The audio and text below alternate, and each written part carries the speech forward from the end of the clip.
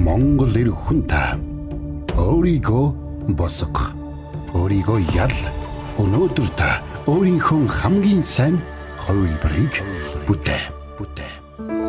Монгол ирчүүдтэй зориулан төлөвлөж буй урмын ялгаа нэвтрүүлэг. Алхан бүрдчин уран мөгөн.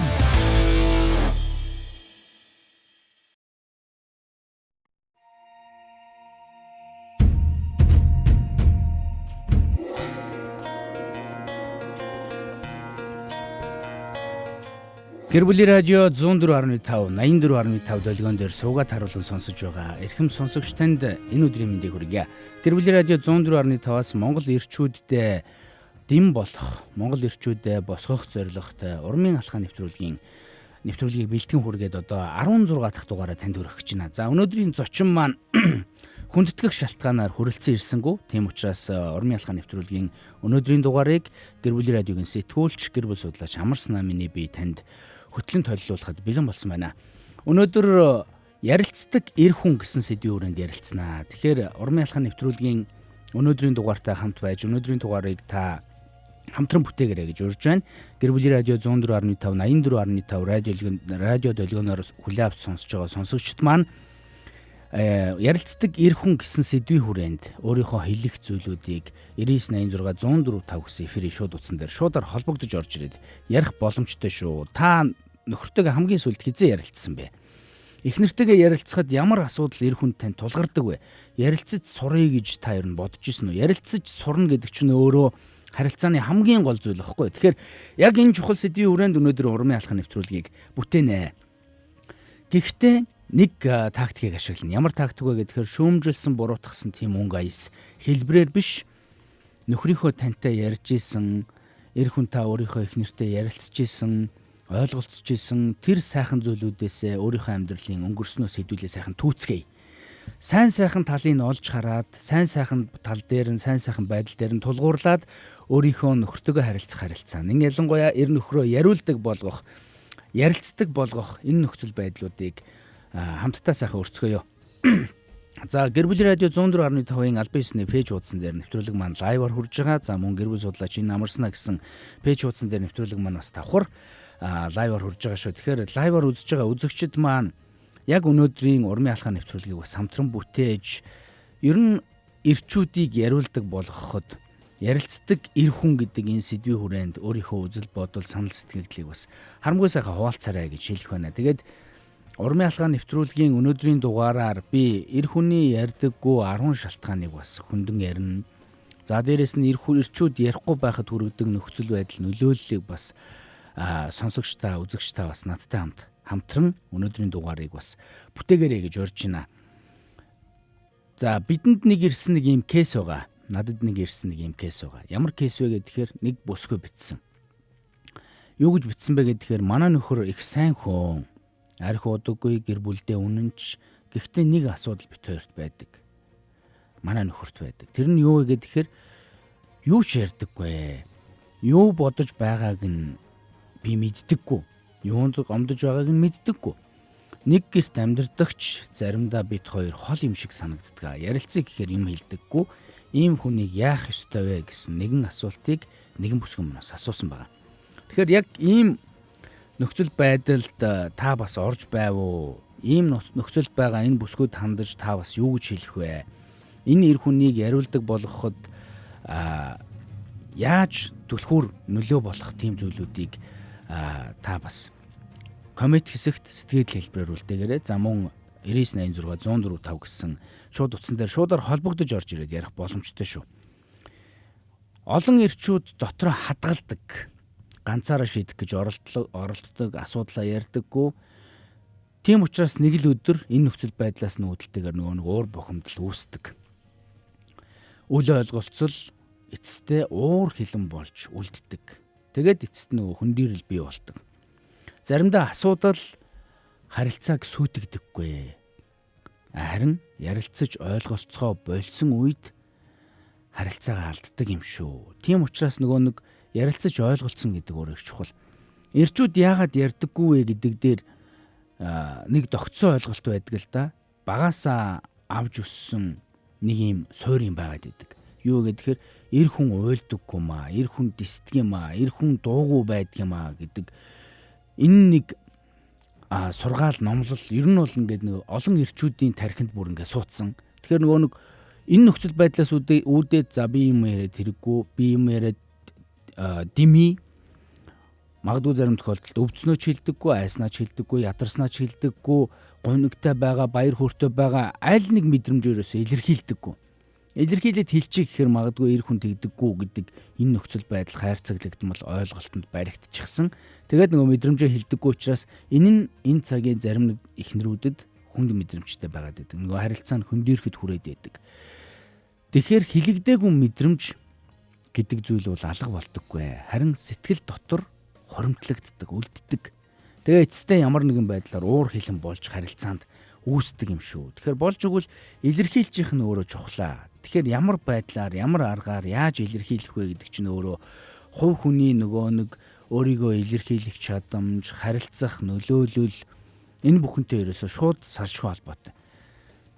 Нэг үннийг хэлэхэд ярилцдаггүй эр хүн асуудлаа магадгүй одоо намжааж, нууж гэж боддог байх. Гэхдээ ярилцдаггүй эр хүн асуудлаа үргэлж томруулж яадаг юм шүү. Хэлээгүй гомдол хөндөрөл болдог. Хэлээгүй айдас стресс болдог. Магадгүй хэлээгүй тэр хайртай шүү, чим хөөрхөн шүү гэдэг үг хүртэл нөгөө хүнд мэдрэгддэггүй, үлддэг. Тэгэхээр жинхэнэ эр хүн бол бүхнийг ганцаараа үүрдэггүй. Хэрэгтэй үед ярьж чаддаг.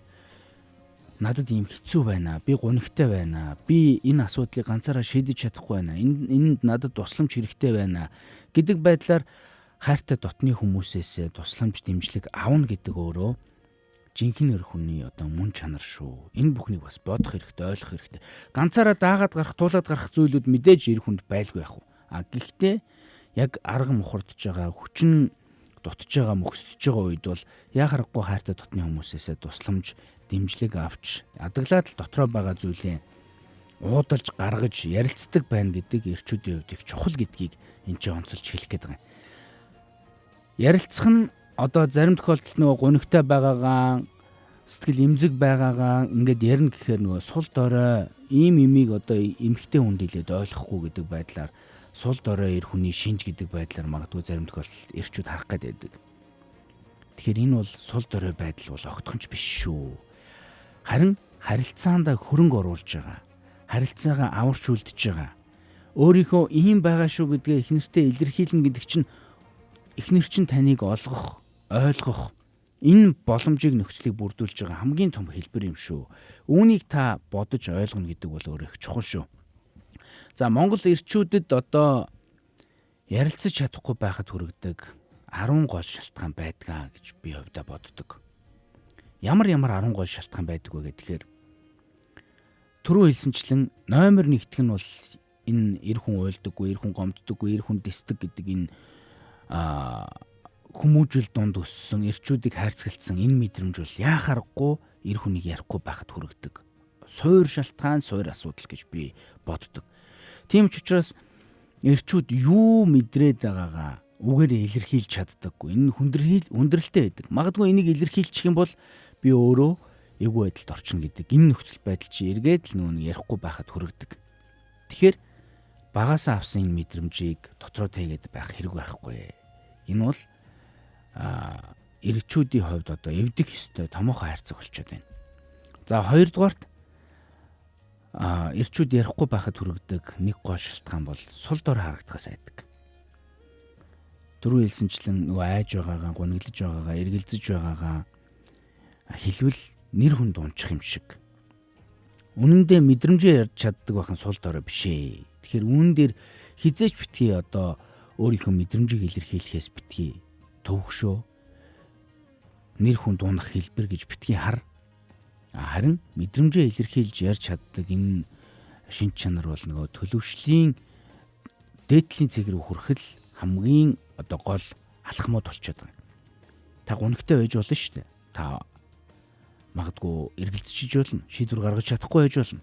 Магадгүй та түүн дээр хүчин мөхсөж болно. Хүчин мөхсөж гин гэдэг чинь харин асуудлыг уул суурьтай харах, гарц гаргалгаагаа олж таних их үе таалга байхгүй. Тэрнээс биш хүчин мөхслөө гээд түүнийг ингээл дотроо дараал бодоол ганцаараа гуниглал сул дорой харагдахаас айгаал ингээд байна гэдэг чинь өөрөө тэнцэнэ та ингээл гацчаад байна гэсэн үг. Тэгэхээр энэ гацаанаасаа гарахын тулд нөгөө мэдрэмжээ хилдэг байх нь өөрөө чухлаа гэдгийг. Энэ бол хоёр дахь суур шалтгаан юм болов. За гурав дахь нэг суур шалтгаан уур бухимдлаа илэрхийлдэг. Аливаа сэтгэл хөдлөл мэдрэмжээ ерөөсөө уураар л илэрхийлдэг. Зарим эрчүүд магадгүй гуниглахтаа уурладаг, айхтаа уурладаг, гомдохдоо уурладаг. Ингээд нөгөө жинхэнэ мэдрэмжийнхээ оронд уурыг л гаргадаг. Тэгэхээр уураар битгий аливаа зүйлийг илэрхийлээ. Болохгүй бүтэхгүй байх юм бол энэ ингээд болохгүй байгаа учраас би энэ дээр жоохон хэцүү байна гэдгийг илэрхийл. Тэрнээс биш тэрэн дээрээ гарц гаргалгаа хай. Тэрнээс биш болохгүй бүтэхгүй болоод эхэлчингүүд л ууралдаг, бухимддаг энэ нөхцөл байдал чи эргээд нөгөө харилцаанд гажуудлыг авчирдаг юм аа. Тэгэхээр аливаа зүйлийг уур бухимдлаар биш яг тэр мэдрэмж гунигтай байгаа бол гунигтай байгаа, чадахгүй байгаа бол чадахгүй байгаа, мэдгүй байгаа бол мэдгүй байгаа, гомдож байгаа бол гомдож байгаа гэдэг яг энэ мэдрэмжэл яг тэрүүгээр илэрхийл. Бүх зүйл дээр ингээл нэг л их ууртай хүн.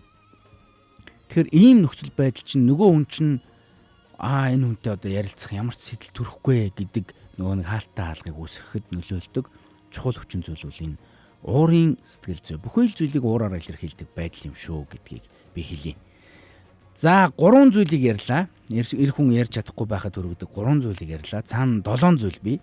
Тэгэхээр яг энэ 3 зүйлтэй холбоотой та бас юу гэж бодож байна? Үзэгч та юу гэж бодож байна? Лайваар үзэж байгаа үзэгчд маань яг энэ 3 зүйлтэй холбоотой ярьж хэлэх зүйлүүд байвал та лайв стримийн дээр коммент хэсэгт нь сэтгэл хэлбэрээр үлдээгээрэй. За 9986 104 тав гэсэн эфирийн шууд утсан дээр мөн шуудаар холбогдож орж ирээд урмын алхаа нэвтрүүлгийн өнөөдрийн дугаарыг хамтран бүтээж яг энэ эрчүүд ярьж чадахгүй байхад хүргэдэг энэ түрүүний нөгөө 3 шалтгаан багасаа энэ мэдрэмжийг илэрхийлж чадаагүй сураагүй өссөн.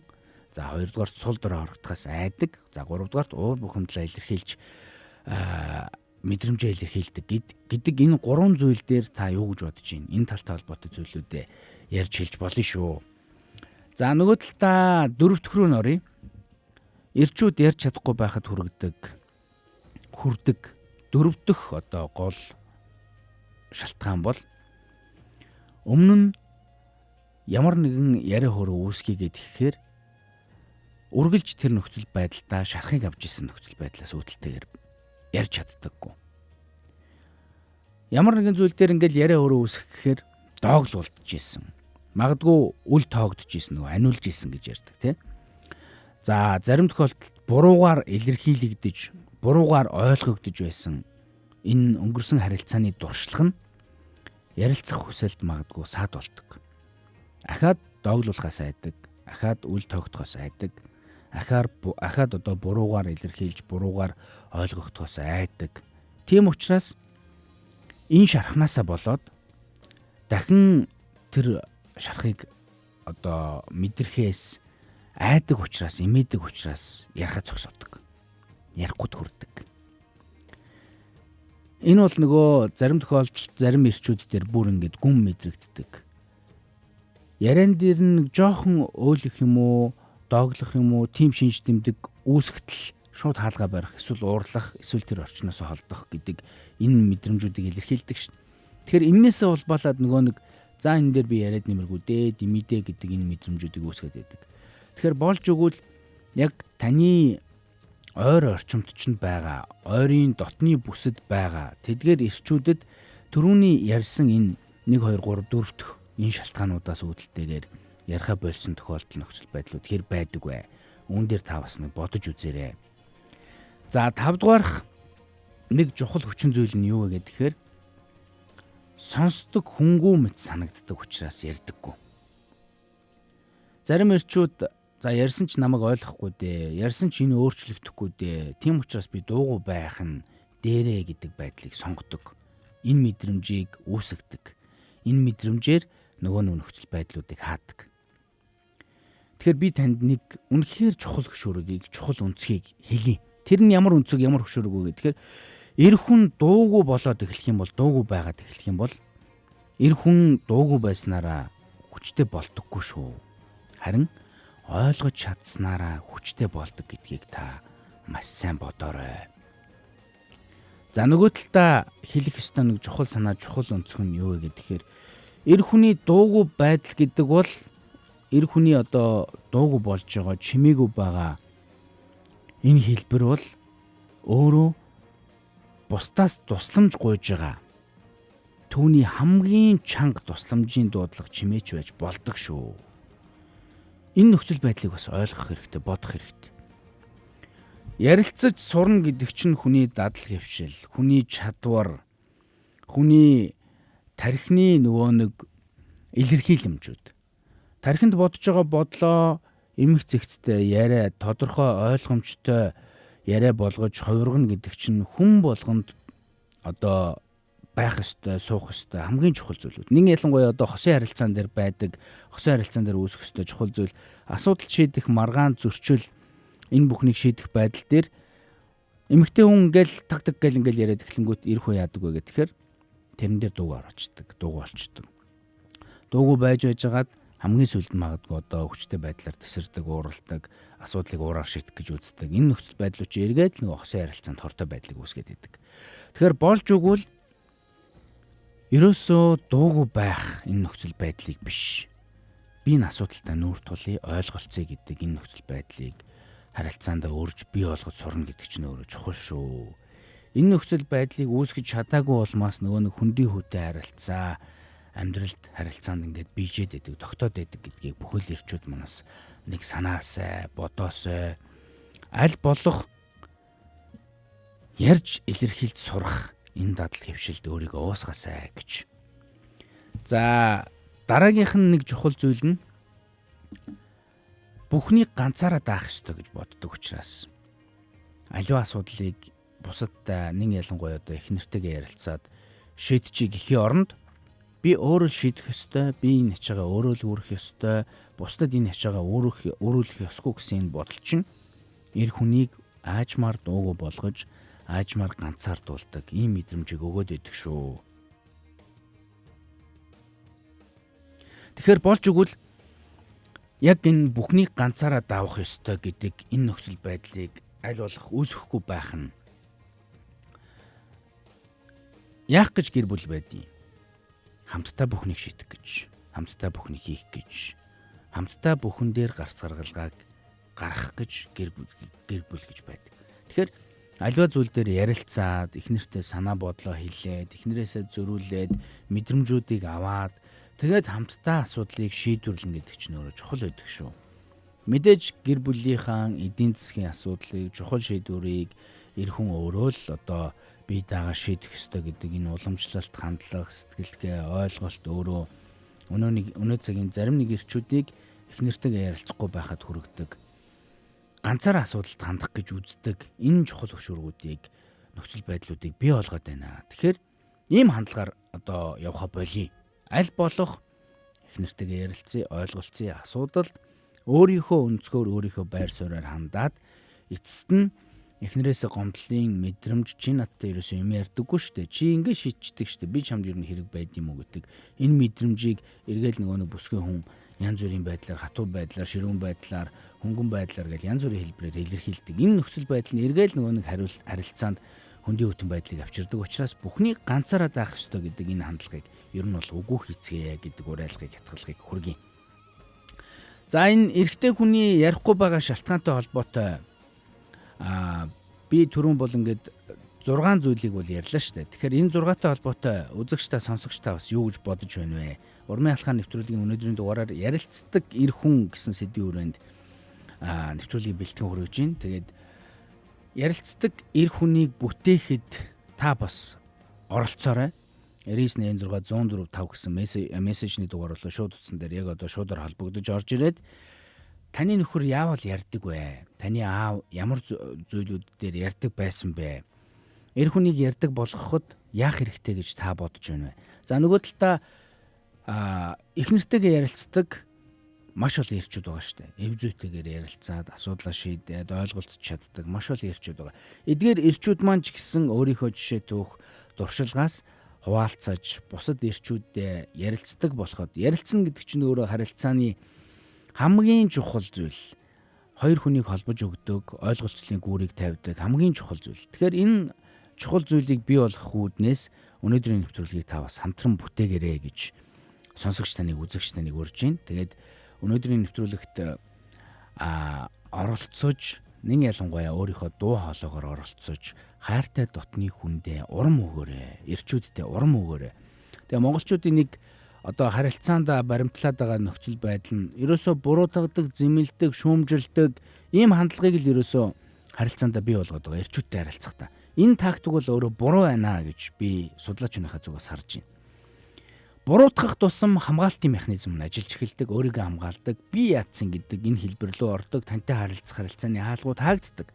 Тэгэхээр энэ тактикийг бишээ, эсрэгээр нь урамшуулъя, магтъя, нөхрийнхөө хийсэн, ярьсан, хэлсэн тэдгээр үйлсийг хэдүүлээ сайхан өнөөдрийн дугаараар сайхан баттгаад авъя. Амьдралынхаа харилцааныхаа өнгөрсөн түүхүүдийг ухаж зөгч жогоод ярилцсан, болсон, бүтсэн тэдгээр түүхүүдийг өнөөдрийн нэвтрүүлгээр онцолё гэдэг энэ тактикийг урмын ялхаа нэвтрүүлэг баримталж байгаа шүү.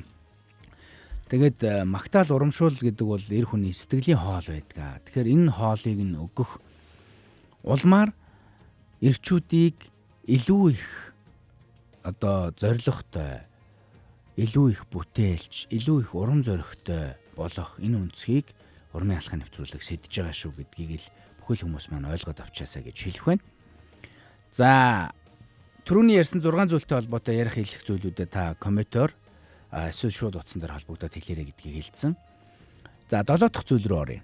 За 7 дахь нэг чухал эрчүүдийн ярьж чадахгүй байгаад хүргээд байгаа чухал хүчин зүйл нь судлаач миний өнцгөөс харж байгаагаар юу вэ нү гэхээр харилцаан дээр өсө цаг гаргадаггүй байдал.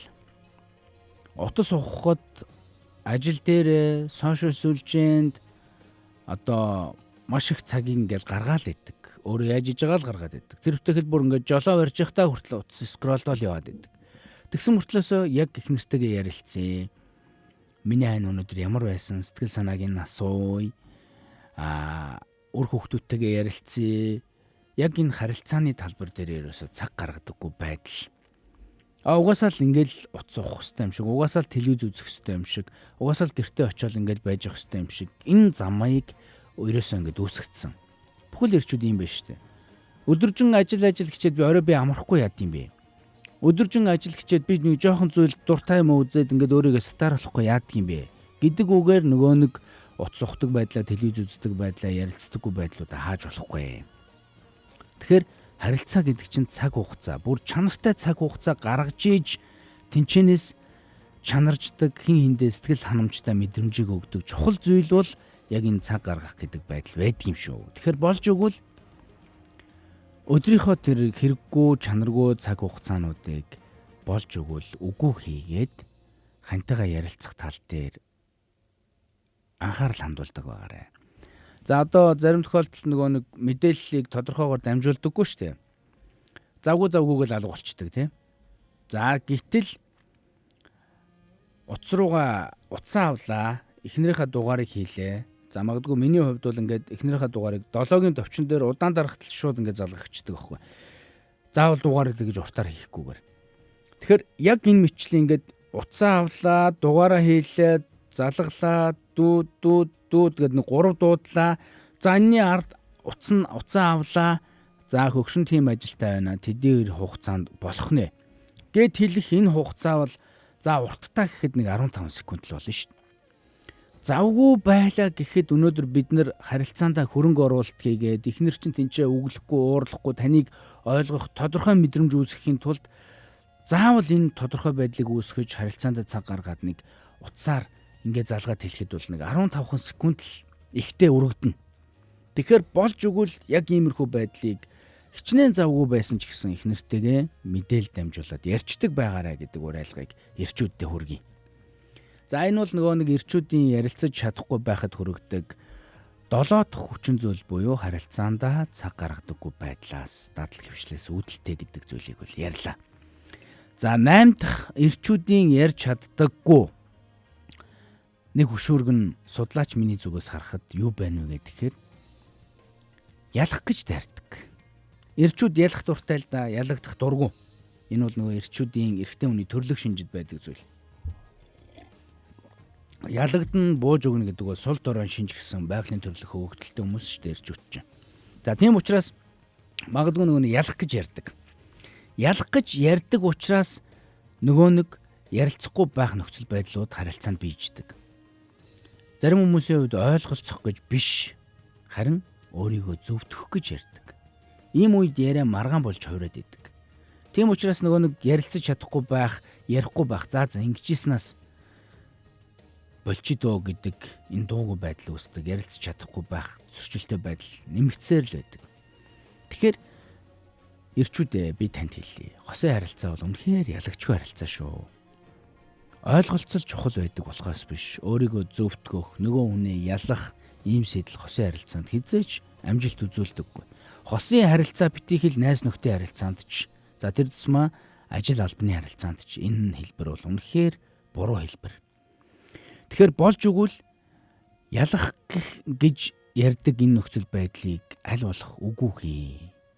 Та бусдыг ялах гэж биш, бусдтай ойлголцох гэж, нийцэх гэж энэ нийгэмдэр байгаа шүү. Дэх гэж та гэр бүлийг бүтээсэн юм шүү. Энэ нөхцөл байдлуудыг ойлгож ухамсарлана гэдэг чинь өнөө цагийн ирчүүдийн хувьд их чухал байна. Энэ бол 8 дахь эр хүн ярихгүй байхад хүрэгдэг зүйл. За 9 дэх одоо миний бодож байгаагаар 9 дэх ирчүүдийн ярьж чадахгүй байхад хүрэгдэг нөхцөл байдал нь юу вэ гэхээр өөрийнхөө мэдрэмжийг зарим тохиолдолд өөрөө ойлгодоггүй байдал байдаг. Заримдаа хүн яагаад уурлаж байгаагаа, яагаад гуниглж байгаагаа өөрөө ч мэддэггүй. Өөрийгөө ч ойлгоогүй байдал бол нөгөө бусад хүмүүст энэ нөхцөл байдлыг тайлбарлахад хэцүү нөхцөл байдлыг үүсгэждэг. Тийм учраас ярилцдаггүй. Тэгэхээр нөгөө нэг яагаад уурлаад байдгийг, яагаад гуниглаад байдгийг, энэ нөхцөл байдлуудыг илүү их боддоор ойлгоно гэдэг чинь чухал. Зарим хүмүүсийн хувьд их уужин байдаг штеп. Нэг ялангуяа дотгошоо чиглэсэн сэтгэл зүйн хэв шинжтэй хүмүүсийн хувьд үгийг шингээж авдаг, аливаа зүйлийг уул суураар нь ойлгохыг хичээдэг, ярихаасаа илүү сонсохыг чухал тооцдог. За гадагшаа чиглэсэн сэтгэл зүйн хэв шинжтэй буюу экстраверт төрлийн хүмүүсийн хувьд бодлогоогоор ярьдаг, удирддаг, захирдаг энэ нөхцөл байдлууд чи эргээд нөгөө нэг харилцаанд тээгтэй байдлыг үүсгэж байдаг. Тэгэхээр нөгөө нэг өөрийн мэдрэмжээ ойлгох нь өөрөө их чухлаа. Би ийм зүйл дээр ингэдэг учраас би уурлаад байдгаа. Тийм учраас энэ нь өөрөө эргээд харилцаанд ярилцахгүй байх нөхцөл байдлуудыг үүсгэж байдаг шүү гэдэг нөгөө мэдрэмжээ ойлгох хэлбэрийг зөв тодорхойлж үүнтэй холбоотой зүйлүүдийг хийнэ гэдэг чинь өөрөө их чухал байдаг. Тэгэхээр болж өгвөл энэ зүйлийг ойлгох нь өөрөө чухлаа. Би яагаад ууралдیں, яагаад гомддیں, энэ мэдрэмжүүдэд та таних нь чухал шүү. Тэгээ энийг таньна гэдэг чинь өөрөө өөртөөгөө шударгаар хандаж өөрийнхөө мэдрэмжийг шударгаар хүлээн зөвшөөрөхөөс л эхэлдэг байхгүй. Ууралцсан юм уу гэхээр уурлаагүй. Гунигтай байгаа юм уу, гомдсон юм уу, гуниглаагүй, гомдоогүй. Эр хүн ууралж болохгүй, гуниглж болохгүй нөгөө нэгдүгээр хэлсэн шүү дээ. Эр хүн юм бож болохгүй гэдэг хайрцагтай л холбоотой. Яваандаа энэ мэдрэмжээ таньж чаддаггүй байдал чинь. Тэгэхээр өөрийгөө мэдээ, өөрийгөө танаа. Өөрийнхөө яг жинхэнэ үнэн төрхөөр бай. Уурлаагүй гэдэг багийг зүйлээгээд, гомдоогүй гэдэг багийг зүйлээгээд дотор чинь дэсрэлтүүд байсаар л байна. Нуугцаар л байна. Тэгэхээр энэ мэдрэмжийг илэрхийлээгүй хадгалж үлдснээр хэзээ нэгэн цагт энэ дотор байгаа зүйл чинь бүр дэсрээд маш том уур бэлэн болж харилцаан чинь гарнаа. Тэгэхээр энэ мэдрэмжийг үүсгэхгүй тулд л яалтчгүй яг энэ мэдрэмжүүдээ би яагаад ууралдсан бол, яагаад гомддсан бол энэ зүйлүүдийг зөвөр таньж мэдээд түүнийгээ нөгөө нэг ойр дотныхаа харилцагчдаа яг зөвөр ойлгуулж сураа. Энэ ч нөр их чухал шүү. За, эр хүн ярихгүй байхад хүрэгдэг 10 дахь чухал зүйл бол чимээгүй байхыг зарим тохиолдолд одоо шийдэл гэж боддог. Дуугүй байх нь магадгүй зарим тохиолдолд асуудал өөрөө ингээд дуугүй байх юм бол ингээд намжиж байгаа хөө. Ярих хэрэггүй гэж боддог. Тийм учраас. Тэгвэл би танд хэлье. Яригдаагүй асуудал алга болдоггүй. Ярихгүй байснараа тэр асуудал алга болчихно гэсэн үг биш. Харин ярихгүй байснараа тэр асуудал томордог юм шүү.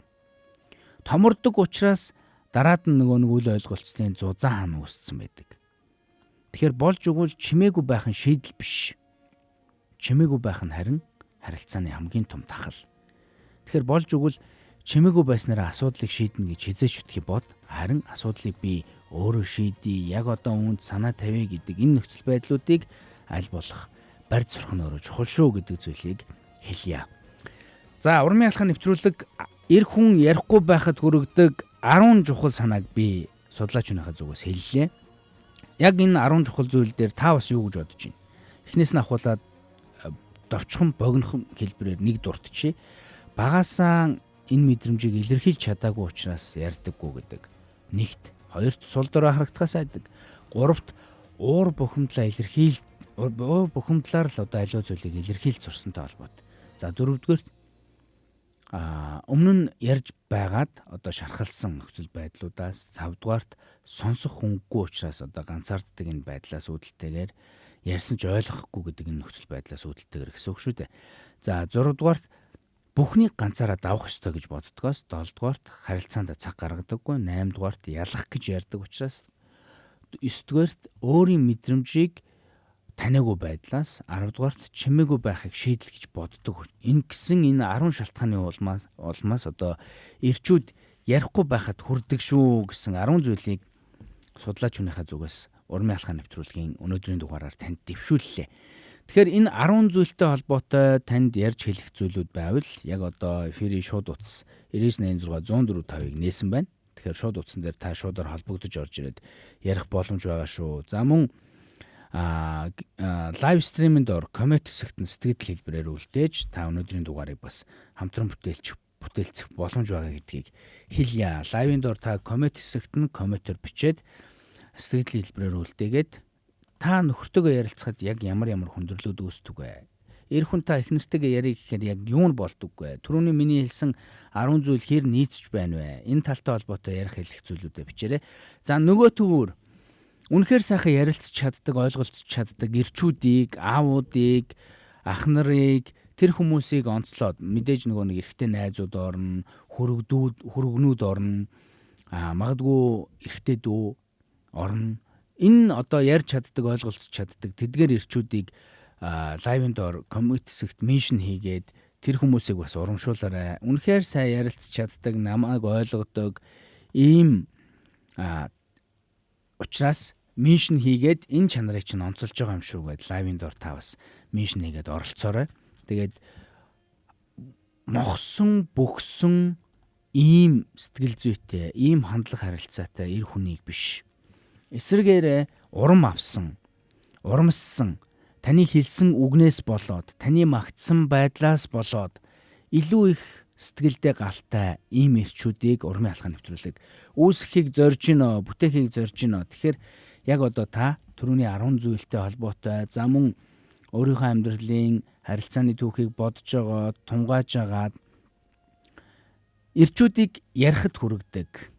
Таны нөхөр чинь аав чинь дотны бүстэй байдаг эрчүүд чинь ярьж чаддаг. Тэргээд тэдгээр сайхан түүхүүдээс бас онцлон хүргээрэй гэж хэлэх байна. За, нэвтрүүлэг маань өндөрлөхөд 7 хүрэхгүй минут үлчиж. Тэгэхээр энэ 7 минутанд багтаагаад би танд ер нь бол ярьж сурахад хүргэх дадал хөвшлийг хэрхэн яаж суулгах вэ гэдэг тал дээр өөрийнхөө зүгээс зөвлөмжийг хүргье. Ярьж сурна гэдэг чинь өөрөө их чухал. Ярилцах гэдэг чинь нэг ийм хоёр канал дээр байдаг аахгүй харилцаа гэдэг чинь нэг ийм хоёр сувг дээр байдаг гэсэн үг. Илэрхийлэх, хүлээн авах гэдэг ийм хоёр канал дээр байдаг, сувг дээр байдаг. За, ярьж сурахын тулд эхлээд өөрийгөө зөв илэрхийлэх чадамжийг өөрөө бүрдүүлэх нь өөрөө чухал. Зөв илэрхийлэхийн тулд яах вэ гэхээр нөгөө нэг нүүрний хувирлаа зөв байлгаж сурахаас эхэлдэг. Үрчийсэн нүүртэй яриа яг ингээд төв нүүртэй нөгөө хүндээ өөрийгөө зөв илэрхийлэх гэсэн энэ байдал шинж хэлбэр бүхий нүүр царай энэ хоёрын дунд тэнгэр газар шиг ялгаа байгаа шүү дээ. Тэгэхээр нөгөө нэг зөв илэрхийлэмжийг өөртөө үүсгэж сурах нь өөрөө чухал байдаг. За, ийм мэдрэмж төрсөн учраас ийм зүйл дээр би ийм мэдрэмжтэй үлдлээ гэдэг зөв үг, дуу хоолойны өнгө, нүүрний хувирал энэ бүхэн бол харилцаа яаж өрнөх вэ гэдгийг тодорхойлдог хамгийн чухал зүйл нөхгүй. Тэгтэл энэ чухал зүйлийг ойлгоогүй шууд илэрхийлээд ууртай орилсон ийм өнгө тооноор илэрхийлээд эхлвэл тэр чигтээ харилцаад хэрүүл болдог. Ойлголцох биш, бие бие рүүгээ тесрэх, уурлах энэ нөхцөл байдлуудыг үүсгэдэг. Тэгэхээр болж игэл нөгөө нэг харилцах гэдэг энэ нөхцөл байдал, ойлголцох гэдэг энэ нөхцөл байдал чи юунаас эхэлтэй вэ гэхээр нөгөө нэг эхний сувг буюу илэрхийлж байгаа хүний зөв илэрхийлэмжээс үүдэлтэй байдаг шүү. За нөгөө талд хүлээн авах гэдэг сувг байгаа. Нөгөө нэг илэрхийлж байгаа хүн зөв илэрхийлээд байхад хүлээж авч байгаа хүн буруугаар хүлээж авбал тэгээ яатсан. Тэгээ би яатсан гэдэг хамгаалах процессыг үүсгээл ингээд явчвал тэр яриа биш, яриа хэрүүл болдог. Тэгэхээр илэрхийлэх сувг, хүлээн авах сувг хоёулаа энэ дээр ойлголцоод авъя гэсэн яг нэгдмэл байр суурин дээрээс илэрхийлж байгаа нь ч хүлээн авж байгаа нь ч зөвөр хүлээж аваад ингээд зөв яриаг үүсгэж сурна гэдэг өөрөө чухал байдаг шүү. Энэ бол үндсэн суурь юм. Ярилцаж сурах үндсэн суурь ойлголтууд. За ярилцаж сурахын тулд дадал хөвчлийг үүсгэх нь өөрөө чухал байдаг. Дадал хөвчлийг хэрхэн яаж үүсгэх вэ гэхээр нэгдүгээр алхам бол өдөр болгон 10 минут чанартай цагийг гаргая. Утсаа ол тавь, телевизэн унтраа. За зүгээр л өөдөөдөөс харж сууж байгаа, нүднүүдээр харж сууж байгаа сайхан ярилцсан. Нөгөө нэг Америкийн гадны кинонууд дээр гардаг штэ. Look at me, talk to me гэх тэ. Над руу харж, надтай ярилцсан. Яг юу болчих вэ? Гэт яг өөдөөдөөс харж сууж байгаа нүд рүү нь хараад чин сэтгэлээсээ юу болсон талаар ойлгох, илэрхийлэх гэдэг энэ хүлээн авах сувгуудаа зөв байлгаад ингээд өдөрт 10 минутыг яг чин сэтгэлээсээ бие биедээ зориулах. Энд ч нөр их чухал. За нөгөө саад болох хүчин зүйлүүд болох нөгөө утасны, телевизийн, элдв янзын саад болдог зүйлүүдийг үгүй хийж хагаад зүгээр л 10 минут хийнэгээ сонс, хийнээсээ асуулт асуу. Яг анх болцож исэн шигэ, анх бие биенийгээ таньж мэдчихсэн шигэ. Яг тийм байдлаар 10 минутын чанартай цагийг өдөр болгон сайхан тогтмол гарга. Өдөрт 10 минут гэдэг чинь уг нь бол таны харилцаандаа хөрөнгө оруулах, нөгөө үнэ ойлгох, өөрийгөө илэрхийлэх хамгийн чухал цаг хугацаа гэж бод. Энийг өдөр болгон үүсгэж сурчих юм бол ярилцдаг эр хүн болоход ярилцдаг эр хүн гэж хэлэгдэхэд та нэг шат ойртно. За хоёрдугаарт ярилцаж сурахад чухал нөлөөтэй нэг чухал зүйл бол нөгөө мэдрэмжээ нэрлэж сураа. Би зүгээр гэж бүх зүйлийг би зүгээр гэж хаахын оронд уучлаарай хань ядарч байна. Ядарч байгаа учраас миний хань хүүхдүүдэд авчиж болох уу? Ядарч байгаа учраас өнөөдөр би галзууханд чинь туслахгүй байж болох уу? Ядарч байгаа учраас өнөөдөр би эрт унтчих болох уу? Гэж мэдрэмжээ яг нэрлэж илэрхийлж сур. Би санаа зовж байгаа учраас яг ингээд дотор ингээд нэг юм тавчтаад байна. Би баярлж байгаа учраас яг энэ дээр би ингээд өөрийгөө илэрхийлмээр байна. Би огшмоор байна. Би чадсан гэдгээ ярмаар байна. Ингээд нөгөө мэдрэмжүүдэд зөв нэрлэж сур. Энд чинь өөрөө ярилцаж сурахад хэрэгдэг чухал зүйл. Нөгөө мэдрэмжээ таньж чадахгүй, өөрийнхөө мэдрэмжийг өөрөө ч ойлгодоггүй учраас гэдэг нөгөө ярилцаж чаддаггүй 9 дахь зүйл дээр ярьсан шүү дээ. Тэгэхээр энэ нөхцөл байдлууд чинь их чухал. За дараагийн нэг чухал зүйл бол сонсож сур. Зарим эрчүүдийн хувьд ерөөсө сонсож чаддаггүй. Нэг ялангуяа сэтгэл зүйн хэв шинжийн хувьд экстраверт буюу гадагшаа чиглэсэн хэв шинжтэй. Нөгөө нэг холерик сангвиник хүмүүсийн хувьд яадаг вэ гэхээр үргэлж бусдыг сонсохоос илүү өөрөө ярихыг илүү их чухал тооцдог. Магадгүй одоо эхнэр нь мелеолог, флегматик төрлийн хүн байлаа гэж бодоход яадаг вэ гэхээр хитрхи удаан, хитрхи сул гэж эхнэрээ дүгнээд өөрөө л бүх зүйлийг ингээл ярих гэдэг. Тэгэхээр ярилцахын тал нь ярих биш ээ. Сонсох байдаг гэдгийг ойлгох нь чухал. Нэг ялангуяа гадагшаа буюу экстраверт төрлийн сэтгэл зүйн хэв шинжтэй хүмүүсийн хувьд сонсож сурах нь ярихын тал гэдгийг ойлгох нь чухал байдаг шүү. За дөрөв дэх ярилцаж сурахад хүргэдэг чухал алхам юу байдаг вэ гэхээр хэцүү сэдвээс битгий зүгтаа. Зүгтсан асуудал томордог. Харин ярилцсан асуудал шийдэгдэг гэдгийг ойлгох хэрэгтэй. Энийг ойлгочих юм бол та би энийг л ерөөсөө ярихгүй л болохгүй юм байна. Хэцүү байсан ч гэсэн би ярьж сурах гэдэг энэ нөхцөл байдлуудыг үүсгэдэг. За 5 дахь нэг чухал зүйл бол ярилцаж сурна гэдэг бол илэрхийлэмжийн хамгийн чухал хэлбэр шүү. Нэг ялангуяа одоо хайраа хэлэх, өөрийгөө ямар байгааг илэрхийлэх гэдгийг та ойлгох хэрэгтэй. Хүмүүс бодлыг уншдаггүй. Ямар ч хүн бодлыг уншдаггүй. Бэрд биш, бурхан биш. Тэгэхээр нөгөө таны бодлыг уншдаггүй учраас хайртай бол хайртайгаа, бахархаж байвал бахархаж байгаагаа, гомдсон бол гомдсноо. Энэ бүхнийгаа илэрхийлэх нь өөрөө чухал шүү гэдэг үгийг төгсгөлд нь хэлье. За энэ 5 зүйлийг та ингээд хилээд хэрэгжүүлээс орчвол та ярилцдаг эр хүн болоход нэг алхам ахин шүү гэдэг зүйлийг хэлье. За тэгээд эр хүн та өөрөөсөө асуугаарай. Би хизээ сүлд их нэртэйгээ чин сэтгэлээсээ одоо ярилцсан бэ? Эхнэрээ сонссон бэ? Өөрийгөө илэрхийлсэн бэ? Нөгөө талдаа би хамгийн сүлд хизээ хүүхдтэйгээ ярилцсан бэ? Би дотор байгаа зүйлээ хамгийн сүлд хизээ илэрхийлж уудалсан бэ? Эдгээр зүйлийг та бодоод үзээрэй. Нэг гэрт хамт амьдрах үнэхээр амархан. Харин нэг зүрхээр холбогдож амьдрахад ярилцах цаг хэрэгтэй шүү. Ярилцаж чаддаггүй эр хүн ихэнхдээ хүндээ хүтэй харилцааг үүсгэдэг.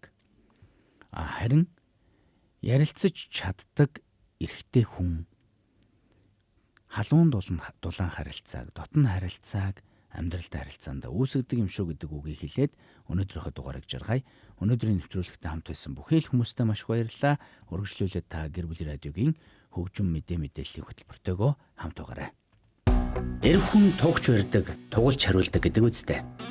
Хэрвээ туг барин мандаж яваавал амжилтаа дахиад нэг шат ахиулахад чинь бид дэм болъё. Тугал хариулж яваавал ганцаардал өвдөлтөө эдгэх сэтгэлийн дэмийг бид өгье. Монгол эр хүний дотоод хүчийг сэргээх урмын алхаа нэвтрүүлэг.